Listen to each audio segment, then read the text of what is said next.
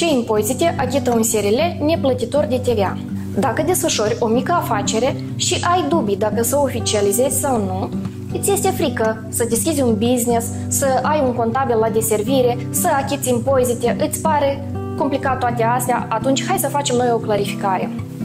Dacă ai deschis un SRL neplătitor de TVA, ești unicul fondator și administrator al companiei, nu vei avea angajați și vei fi unica persoană care va activa în această companie, atunci vei avea următoarele impozite la plată.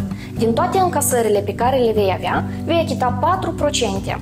De exemplu, dacă ai încasat în timpul anului fiscal 100.000 de lei, vei achita 4% din această sumă, adică 4.000 de lei. Împreună cu contabilul tău, trebuie să identificați dacă este necesar să notificați activitatea pe care o desfășori.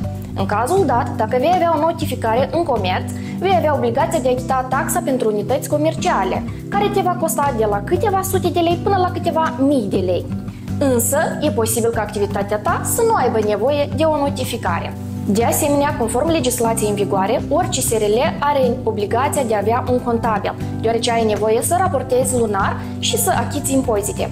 Astfel, vei achita și o remunerație în dependență de înțelegerea care ai avut-o cu acesta. După ce vei deduce toate costurile și cheltuielile, vei obține un profit. Astfel, ai posibilitatea fie să lași în circuitul economic al întreprinderii pentru ulterioare cheltuieli sau investiții.